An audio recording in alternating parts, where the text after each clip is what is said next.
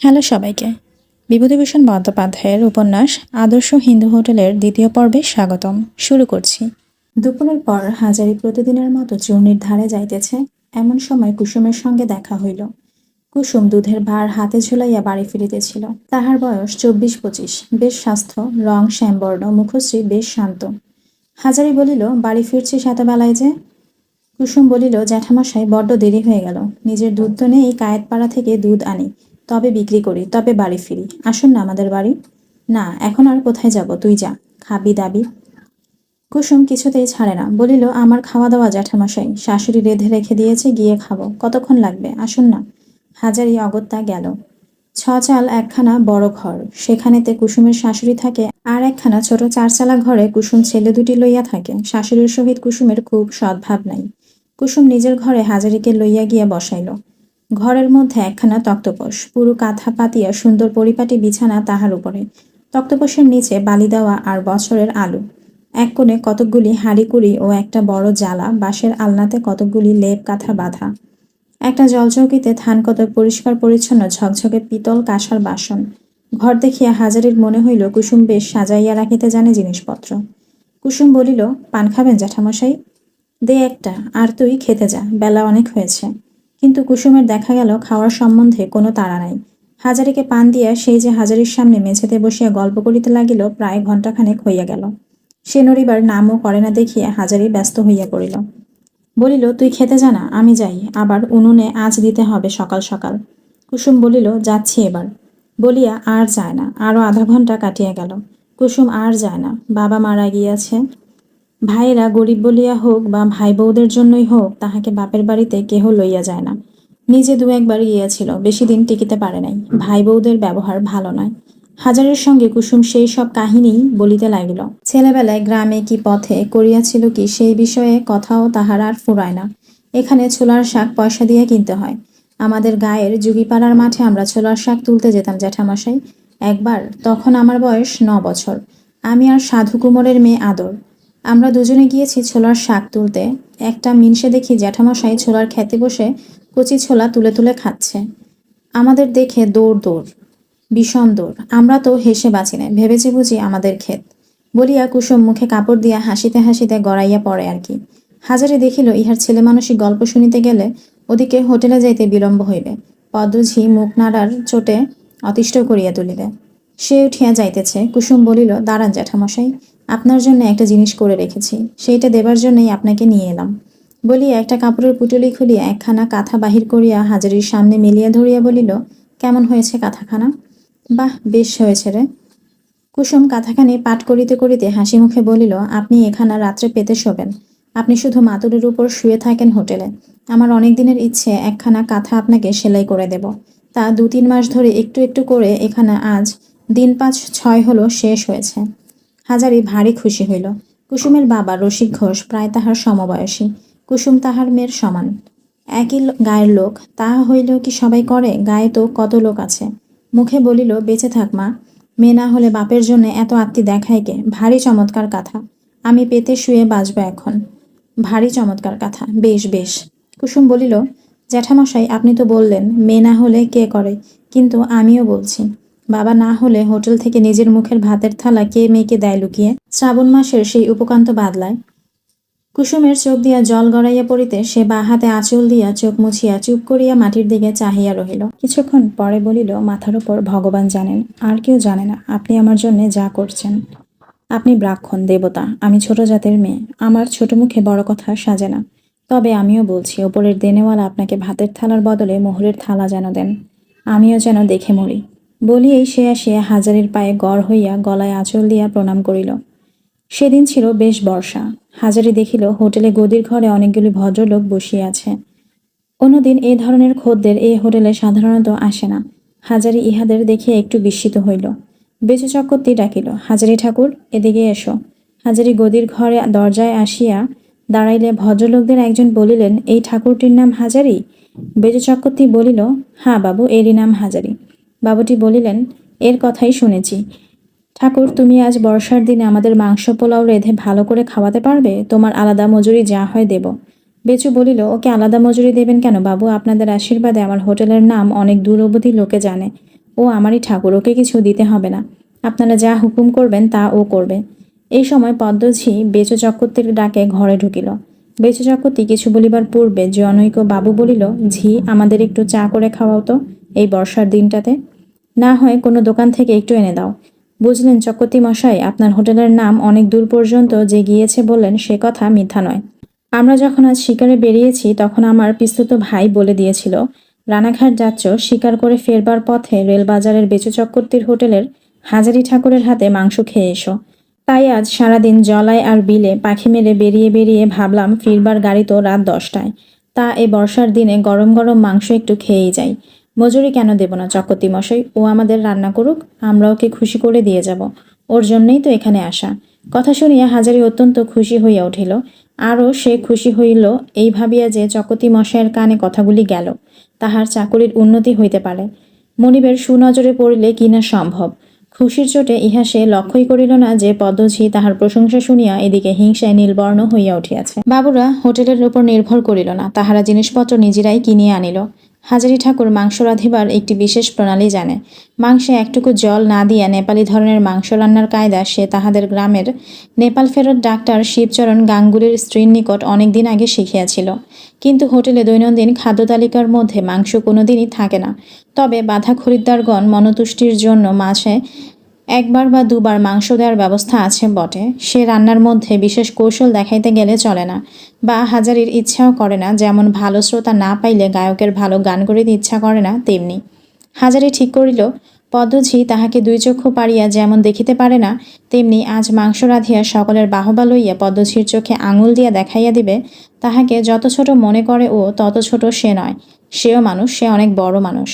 ভালো জোগাড় না দিলে রান্না ভালো হয় না। পদ্মঝি জোগাড় দিবে না এ জানা কথা। হোটেলের অন্য উড়ে বামুনটাকে বলিতে পারা যায় না, কারণ সেই হোটেলের সাধারণ রান্না রাঁধিবে। একবার ভাবিল কুসুমকে আনব, পরক্ষণে স্থির করিল তার দরকার নাই। লোকে কে কি বলিবে, পদ্মঝি তো বটি পাতিয়া কুটিবে কুসুমকে। যাক, নিজেই যাহা হয় করিয়া লইবে। এখন বেলা হইয়াছে। হাজারি বাজার হইতে কেনা তরকারি মাংস নিজেই কুটিয়া বাছিয়া লইয়া রান্না চাপাইয়া দিল। বর্ষাও যেন নামিয়াছে হিমালয় পাহাড় ভাঙিয়া। কাঠগুলো ভিজিয়া গিয়াছে। মাংস সে কয়লার জালে রাঁধিবে না, তাহার সে বিশেষ প্রণালীর মাংস রান্না কয়লার জালে হইবে না। সব রান্না শেষ হইতে বেলা 2টা বাজিয়া গেল।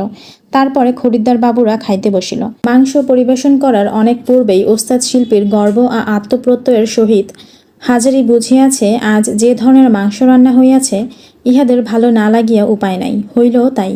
বাবুরা বেচু চক্রবর্তীকে ডাকাইলেন। হাজারি ঠাকুরের সম্বন্ধে এমন সব কথা বলিলেন যে বেচু চক্রবর্তীও যেন অস্বস্তি বোধ করিতে লাগিল সে কথা নিয়া। চাকরকে ছোট করিয়া রাখিয়া মনিবের সুবিধা আছে, তাহাকে বড় করিলেই সে পাইয়া বসিবে। যাইবার সময় একজন বাবু হাজারিকে আড়ালে রাখিয়া বলিলেন, তুমি এখানে কত পাও ঠাকুর? 7 টাকা আর খাওয়া পড়া। এই 2 টাকা তোমাকে আমরা বকশিস দিলাম। চমৎকার রান্না তোমার। যখন আবার এদিকে আসবো তুমি আমাদের রেঁধে খাইও। হাজারি অমনি খুশি হইল। বকশিস ইহারা হয়তো কিছু দিবেন সে আশা করিয়াছিল বটে, কি 2 টাকা দিবেন তা সে ভাবে নাই। যাইবার সময় বেচু চক্রবর্তীর সামনে বাবুরা হাজারি রান্নার আর এক দফা প্রশংসা করিয়া গেলেন। আর একবার শীঘ্রই শিকারে আসিবেন এদিকে। তখন এখানে আসিয়া হাজারি ঠাকুরের হাতে মাংস না খাইলে তাহাদের চলিবেই না। বেশ হোটেল করেছেন চক্রবর্তী মশাই। বেচু চক্রবর্তী বিনীতভাবে কাচুমাচু হইয়া বলিল, আগে বাবু মশাইয়েরা রাজশাহী লোক, সব দেখতে পাচ্ছেন, সব বুঝতে পাচ্ছেন। এই রানাঘাট রেল বাজারে হোটেল আছে অনেকগুলো, কিন্তু আপনাদের মতো লোক যখনই আসেন সকলেই দয়া করে এই গরিবের কুড়েতেই পায়ের ধুলো দিয়ে থাকেন। তা আসবেন যখন আপনাদের ইচ্ছা হয় আগে থেকে একখানা চিঠি দেবেন, সব মজুদ থাকবে আপনাদের জন্যে। বলবেন কলকাতায় ফিরে 2-4 জন আলাপি লোককে যাতে এদিকে এলে তারাও এখানেই এসে ওঠেন। বাবু, তা আমার বামুনের মজুরিটা কত মজুরি দেব? তা দিন বাবু, 1 বেলার মজুরি 8 আনা দিন। বাবুরা আরও 8 আনা পয়সা বেচুর হাতে দিয়া চলিয়া গেলেন। বেচু হাজারি ঠাকুরকে ডাকিয়া বলিলেন, ঠাকুর, আজ আর বেরিও না কোথাও, বেলা গিয়েছে। উনুনে আজ আর একটু পরেই দিতে হবে। পদ্ম কোথায়? পদ্মদিদি থালা বাসন বার করছে, ডেকে দেব? পদ্মঝি আজ যে মুখ ভার করিয়া আছে হাজারি তাহা বুঝিয়াছিল।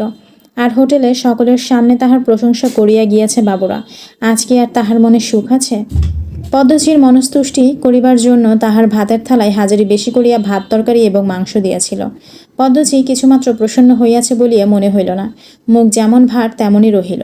ভাতের থালা উঠাইয়া লইয়া পদ্মঝি হঠাৎ প্রশ্ন করিল, রাধসা মাংস আর কতটা আছে ঠাকুর? বলিয়াই ডেকচির দিকে চাহিল। এমন চমৎকার মাংস কুসুমের বাড়ি কিছু দিয়া আসিবে, সে ব্রাহ্মণের বিধবা নয়, মাছ মাংস খাইতে তাহার আপত্তি নয়।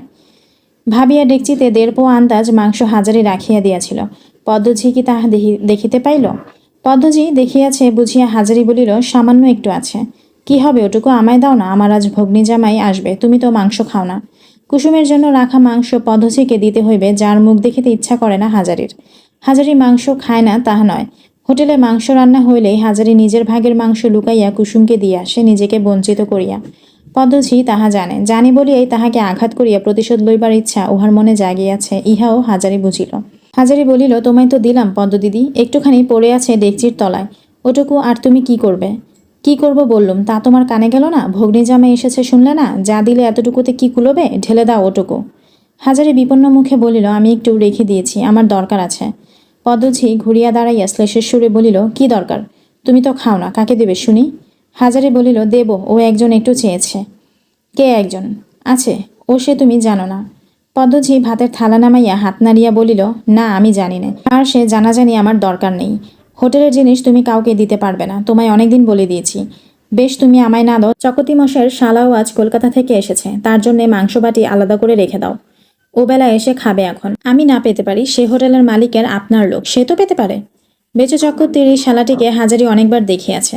মাসের মধ্যে 10 দিন আসিয়া ভগ্নিপতির বাড়ি পড়িয়া থাকে, আর কালাপেরে ধুতি পরিয়া টেরি কাটিয়া হোটেলে আসিয়া সকলের উপর কর্তৃত্ব চালায়, কথায় কথায় ঠাকুর চাকরকে অপমান করে, চোখ রাঙায় যেন হোটেলের মালিক নিজেই। তাহাদের গ্রামের মেয়ে দরিদ্রা কুসুম ভালোটা মন্দটা খাইতে পাওয়া দূরে থাকুক, অনেক সময় পেটের ভাত জুটাইতে পারে না। তাহার জন্য রাখিয়া দেওয়া এত যত্নের মাংস শেষকালে সেই চালবাজ বাদশাহী খোর শালকে দিয়া খাওয়াইতে হইবে, এই প্রস্তাব হাজারির মোটেই ভালো লাগিল না।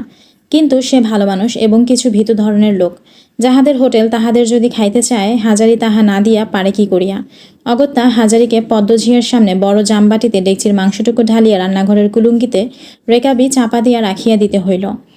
সামান্য একটু বেলা আছে, হাজারি সেটুকু সময়ের মধ্যে একবার নদীর ধারে ফাঁকা জায়গায় বেড়াইতে গেল। আজ তাহার মনে আত্মপ্রত্যয় খুব বাড়িয়া গিয়াছে। 2টি জিনিস আজ বুঝিয়াছে সে। প্রথম, ভালো রান্না সে ভুলিয়া যায় নাই, কলকাতার বাবুরাও তাহার রান্না খাইয়া তারিফ করেন। দ্বিতীয়, পরের তাবে কাজ করিলে মানুষকে মায়া দয়া বিসর্জন দিতে হয়। আজ এমন চমৎকার রান্না মাংসটুকু সে কুসুমকে খাওয়াইতে পারিল না। খাওয়াইতে হইল তাহাদের দিয়া, যাহাদের সে 2 চক্ষু পারিয়া দেখিতে পারে না। কুসুম যেদিন কাঁথাখানি দিয়াছিল, সেদিন হইতে হাজারির কেমন একটা অদ্ভুত ধরনের স্নেহ পড়িয়াছে কুসুমের ওপর। বয়সে তো সে মেয়ের সমান বটেই, কাজও করিয়াছে মেয়ের মতোই। আজ যদি হাজারির হাতে পয়সা থাকিত, তবে সে বাপের স্নেহ কি করিয়া দেখাইতে হয় দেখাইয়া দিত। অন্য কিছু দেওয়া তো দূরের কথা, নিজের হাতে অমন রান্না মাংসটুকুই সে কুসুমকে দিতে পারিল না। ছেলেবেলাকার কথা হাজারির মনে হয়। তাহার মা গঙ্গাসাগর যাইবেন বলিয়া জোগাড় যন্ত্র করিয়াছেন, পাড়ার অনেক বৃদ্ধা ও প্রৌঢ়া বিধবাদের সঙ্গে। হাজারি তখন 8 বছরের ছেলে, সেও ভীষণ বায়না ধরিল গঙ্গাসাগরে সে না গিয়া ছাড়িবেই না। তাহার ঝুঁকি লইতে কেহই রাজি নয়। সকলেই বলিল, তোমার ও ছেলেকে কে দেখাশোনা করবে বাপু? অত ছোট ছেলে, আর সেখানে নানা ঝক্কি, তাহলে তোমার যাওয়া হয় না। হাজারির মা ত্যাগকে ফেলিয়া গঙ্গাসাগরে যাইতে পারিলেন না বলিয়া তার যাওয়াই হইল না। জীবনে আর কখনোই তার সাগর দেখা হয় নাই। কিন্তু হাজারির মনে মায়ের এই স্বার্থ ত্যাগের ঘটনাটুকু উজ্জ্বল অক্ষরে লেখা হইয়াছে। হাজারি ভাবিল, যাগ্গে, যদি কখনো নিজে হোটেল খুলতে পারি, তবে এই রানাঘাটের বাজারে বসেই পদ্মঝিকে দেখাবো তুই কোথায় আর আমি কোথায়। হাতে পয়সা থাকলে কালই না হয় হোটেল খুলে দিতাম। কুসুমকে রোজ রোজ ভালো জিনিস খাওয়াবো আমার নিজের হোটেল হলে। কতকগুলো বিষয় সে যে খুব ভালো শিখিয়াছিল তা বেশ বুঝিতে পারে। বাজার করা হোটেলওয়ালার একটা অত্যন্ত দরকারি কাজ এবং শক্ত কাজ। ভালো বাজার করার উপরে হোটেলের সফল অনেকখানি নির্ভর করে, এবং ভালো বাজার করার মানেই হইতেছে সস্তায় ভালো জিনিস কেনা, ভালো জিনিসের বদলে সস্তা জিনিস, অথচ দেখিলে তাহাকে মোটেই খেলো বলিয়া মনে হইবে না এমন দ্রব্য খুঁজিয়া বাহির করা। যেমন বাটা মাছ যেদিন বাজারে আঁকড়া, সেদিন 6 আনা সের রেল চালানি রাস মাছের পোনা কিনিয়া তাহাকে বাটা বলিয়া চালাইতে হইবে। হঠাৎ ধরা বড় কঠিন, কোনটা বাটার পোনা কোনটা রাসের পোনা। পরদিন হাজারি চূর্ণির ঘাটে গিয়া অনেকক্ষণ বসিয়া রহিল।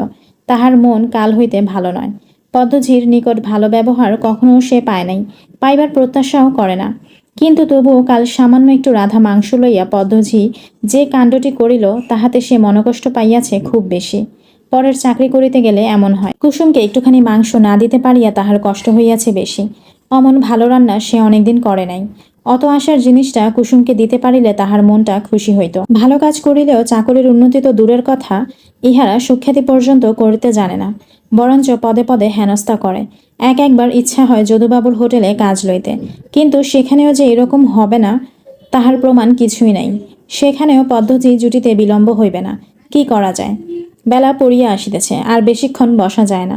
বহু পাপ না করিলে আর কেহ হোটেলের রাঁধুনিগিরি করিতে আসেন। এখনই গিয়া ডেকচি না চড়াইলে পদ্মজি এক ঝুড়ি কথা শুনাইয়া দিবে।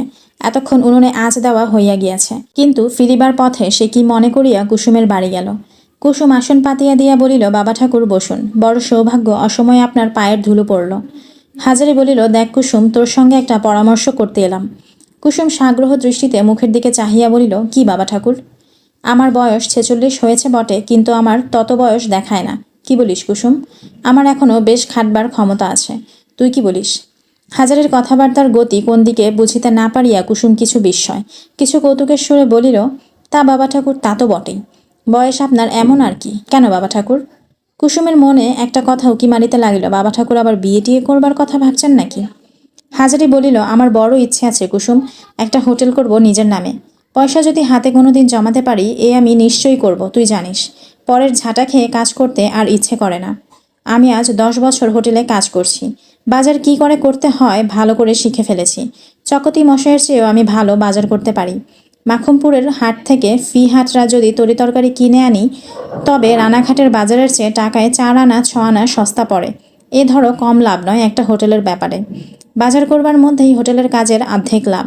আমার খুব মনে জোর আছে কুসুম, টাকা পয়সা যদি হাতে কখনো পড়ে, তবে হোটেল যা চালাবো বাজারের সেরা হোটেলে হবে। তুই দেখে নিস। কুসুম হাজারি ঠাকুরের দীর্ঘ বক্তৃতা অবাক হইয়া শুনিতেছিল। সে হাজারিকে বাবার মতো দেখে বলিয়াই মেয়ের মতো বাবার প্রতি সর্বপ্রকার কাল্পনিক গুণ ও জ্ঞানের আরোপ করিয়া আসিতেছে। হোটেলের ব্যাপারে সে বিশেষ কিছু বুঝুক না বুঝুক, বাবা ঠাকুর যে বুদ্ধিমান তাহা সে হাজারির বক্তৃতা হইতে ধারণা করিয়া লইল। কিছুক্ষণ পরে কি ভাবিয়া সে বলিল, আমার একজোড়া রুড়ি ছিল, এক গাছা বিক্রি করে দিয়েছি আমার ছোট ছেলের অসুখের সময় 8 বছর। আর এক গাছা আছে, বিক্রি করলে 60-70 টাকা হবে। আপনি নেবেন বাবা ঠাকুর? ওই টাকা দিয়ে হোটেল খোলা হবে আপনার। হাজারি হাসিয়া বলিল, দূর পাগলি, 60 টাকায় হোটেল হবে কি রে? কত টাকা হলে হয়? অন্তত 200 টাকার কম তো নয়, তাতেও হবে না। আচ্ছা, হিসেব করে দেখুন না বাবা ঠাকুর। হিসেব করে দেখব কি? হিসেব তো আমার মুখে মুখে। ধরো গিয়ে 2টো বড় ডেকচি, ছোট ডেকচি 3টে, থালা বাসন এক প্রস্থ, হাতা খুন্তি বেরি চামচ চায়ের বাসন, বাইরে গদির ঘরের একখানা তক্তপোষ, বিছানা তাকিয়া, বাক্স খেরো বাঁধানো খাতা 2খানা, বালতি লণ্ঠন চাকি বেলুন, এইসব নানান নটখটি জিনিস কিনতেই তো 200 টাকার ওপর বেরিয়ে যাবে। 5 দিনের বাজার খরচ হাতে করে নিয়ে নামতে হবে। চাকর ঠাকুরের 2 মাসের মাইনে হাতে রেখে দিতে হয়। যদি প্রথম 2 মাস না হলো কিছু, ঠাকুর চাকরের মাইনে আসবে কোথা থেকে?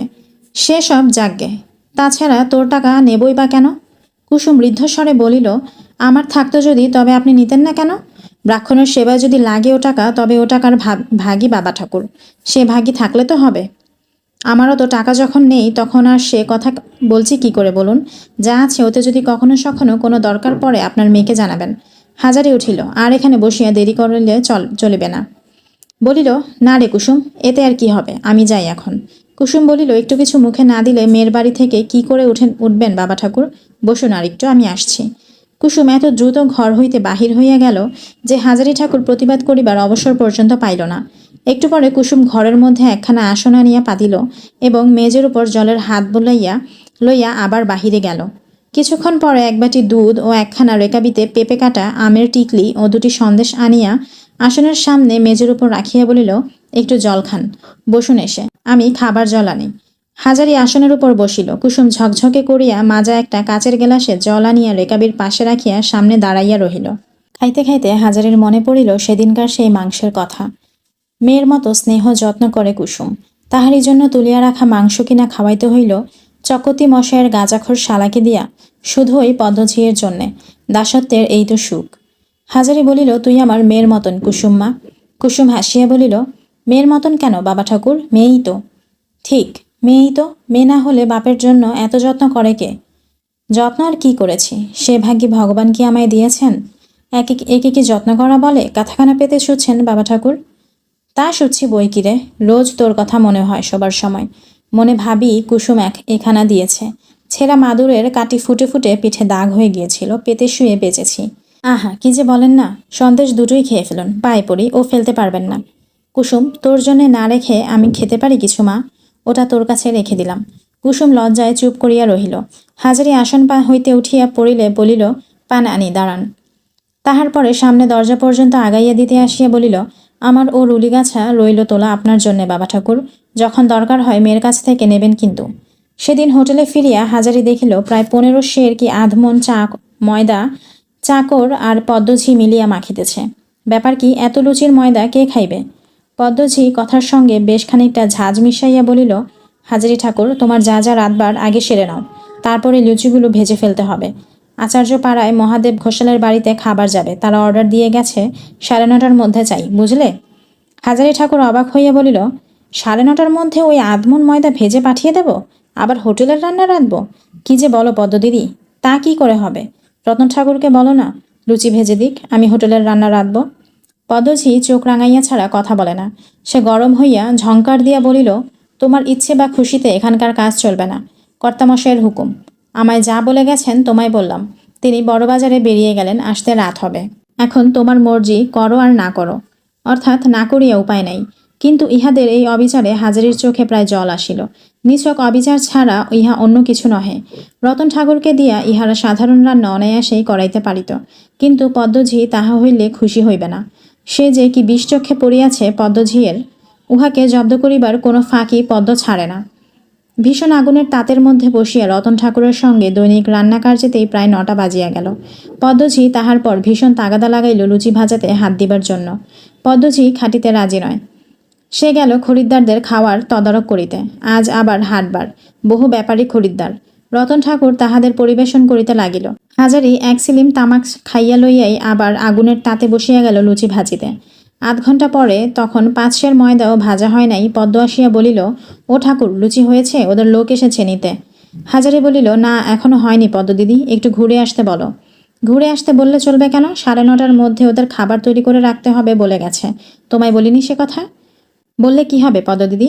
মন্তরে ভাজা হবে আধমন ময়দা। 9টার সময় তো উনুনে ব্রক্ষার নেচি ফেলেছি, জিজ্ঞেস করো মতিকে। সেসব আমি জানি না। যদি ওরা অর্ডার ফেরত দেয়, বোঝাপড়া করো কর্তার সাথে। তোমার মাইনে থেকে আধমন ময়দা আর 10 সের ঘিয়ের দাম 1 মাসে তো উঠবে না, 3 মাসে ওঠাতে হবে। হাজারি দেখিল কথা কাটাকাটি করিয়া লাভ নাই। সে নীরবে লুচি ভাজিয়া যাইতে লাগিল। হাজারি ফাঁকি দেওয়া অভ্যাস করে নাই। কাজ করিতে বসিয়া শুধু ভাবে কাজ করিয়া যাওয়াই তাহার নিয়ম, কেউ দেখুক বা নাই দেখুক।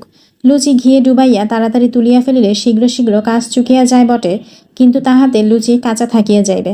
এই জন্য সে ধীরে ধীরে সময় নিয়া লুচি তুলিতে লাগিল। পদ্মঝি একবার বলিল, অত দেরি করে খোলা নামাচ্ছ কেন ঠাকুর? হাত চালাও না, অত লুচি ডুবিয়ে রাখলে কড়া হয়ে যাবে। হাজারি ভাবিল, একবার সে বলে যে রান্নার কাজ পদ্মঝিয়ের কাছে তাহাকে শিখিতে হইবে না। লুচি ডুবাইলে কড়া কি নরম হয় সে ভালোই জানে। কিন্তু তখনই সে বুঝিল পদ্মঝি কেন এ কথা বলিতেছে। 10 সের ঘি হইতে জলদি বাদে যাহা বাকি থাকিবে পদ্মঝিয়ের লাভ, সে বাড়ি লইয়া যাইবে লুকাইয়া। কর্তামশাই পদ্মঝিয়ের বেলায় অন্ধ, দেখিয়াও দেখেন না। হাজারি ভাবিল, এইসব জুয়াচুরির জন্য হোটেলের দুর্নাম হয়। খদ্দেরে পয়সা দেবে, তারা কাঁচা লুচি খাবে কেন? 10 সের ঘিয়ের দাম তো তাদের কাছ থেকে আদায় হয়েছে, তবে তা থেকে বাঁচানোই বা কেন? তাদের জিনিসটা যাতে ভালো হয় তাই তো দেখতে হবে। পদ্মঝি বাড়ি নিয়ে যাবে বলে তারা 10 সের ঘিয়ের ব্যবস্থা করেনি। পরক্ষণেই তাহার নিজের স্বপ্নে সে ভোর হইয়াও গেল। এই রেলবাজারেই সে হোটেল খুলিবে, তাহার নিজের হোটেল। ফাঁকি কাহাকে বলে তাহার মধ্যে থাকিবে না। খদ্দের যে জিনিসের অর্ডার দিবে তাহার মধ্যে চুরি সে করিবে না। খদ্দের সন্তুষ্ট করিয়া ব্যবসা, নিজের হাতে রাঁধিবে, খাওয়াইয়া সকলকে সন্তুষ্ট রাখিবে। চুরি জুয়াচুরির মধ্যে সে নাই। লুচি ভাজা ঘিয়ের বুদবুদের মধ্যে হাজারি ঠাকুর যেন সেই ভবিষ্যৎ হোটেলের ছবি দেখতে পাইতেছে, প্রত্যেক ঘিয়ের বুদবুদটাতে। পদ্মঝি সেখানে নাই। বেচে চক্রবর্তীর গাঁজাখোর ও মাতাল শালাও নাই। বাহিরে গদির ঘরে দিব্য ফর্সা বিছানা পাতা। খদ্দের যতক্ষণ ইচ্ছা বিশ্রাম করুক, তামাক খাইতে ইচ্ছা করে খাক, বাড়তি পয়সা আর একটিও দিতে হইবে না। 2টা করিয়া মাছ, সপ্তাহে 3 দিন মাংস বাঁধা খদ্দেরদের। এসব না করিয়া শুধু স্টেশনের প্ল্যাটফর্মে হিন্দু হোটেল হিন্দু হোটেল বলিয়া বলিয়া মতি চাকরের মতো চেঁচাইয়া গলা ফাটিলে কি খদ্দের ভিড়িবে? পদ্মঝি আসিয়া বলিল, ও ঠাকুর, তোমার হলো? হাত চালিয়ে নিতে পারছ না? বাবুদের নোক যে বসে আছে। বলিয়াই ময়দার বারকোষের দিকে চাহিয়া দেখিল বেলা লুচি যতগুলো ছিল হাজারি প্রায় সব খোলায় চাপাইয়া দিয়াছে। খান 15-20 বেশি বারকোষে নাই। মতি চাকর পদ্মঝিকে আসিতে দেখিয়া তাড়াতাড়ি হাত চালাইতে লাগিল। পদ্মঝি বলিল, তোমার হাত চলছে না? না, এখনো 10 ময়দার তাল ডাঙায়। ওই রকম করে লুচি বেললে কখন কি হবে? হাজারি বলিল, পদ্মদিদি, রাত 11টা বাজবে ওই লুচি বেলতে আর এক হাতে ভাজতে। তুমি বেলবার লোক দাও। পদ্মঝি মুখ নাড়িয়া বলিল, আমি ভাড়া করে আনি বেলবার লোক তোমার জন্যে? ও আমার বাবুরে, ভাজতে হয় ভাজো, না হয় না ভাজোগে। ফেরত গেলে তখন কর্তামশাই তোমার সঙ্গে বোঝাপড়া করবেন। এখন পদ্মঝি চলিয়া গেল। মতি ঠাকুর বলিল, ঠাকুর, তুমি লুচি ভেজে উঠতে পারবে কি করে? লুচি পোড়াবে না, এত ময়দার তাল আমি বেলবো কখন বলো? হঠাৎ হাজারির মনে হইল একজন মানুষ এখনই তাহাকে সাহায্য করিতে বসিয়া যাইত, কুসুম। কিন্তু সেই গৃহস্থের মেয়ে, গৃহস্থের ঘরের বউ, তাহাকে তো এখানে আনা যায় না। যদিও ইহা ঠিক, খবর পাঠাইয়া তাহার বিপদ জানালে কুসুম এখনই ছুটিয়া আসিত। তারপর 1 ঘণ্টা হাজারি অন্য কিছু ভাবে নাই, কিছু দেখে নাই। দেখিয়াছে শুধু লুচির কড়া, ফুটন্ত ঘি, ময়দার তাল আর বাখারির সরু আগায় ভাজিয়া তোলা রাঙা রাঙা লুচির গোছা। তাহা হইতে গরম ঘি ঝরিয়া পড়িতেছে। ভীষণ আগুনের তাত, মাজা পিঠ বিষম টনটন করিতেছে। ঘাম ঝরিয়া কাপড় ও গামছা ভিজিয়া গিয়াছে। এক সিলিম তামাক খাইবারও অবকাশ নাই।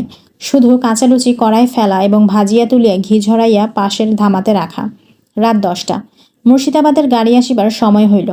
মতি চাকর বলিল, আমি একবার স্টেশনে যাই ঠাকুরমশাই, ট্রেনের টাইম হয়েছে। খদ্দের না আনলে কাল কর্তামশাইয়ের কাছে মার খেতে হবে। একটা বিড়ি খেয়ে যাই।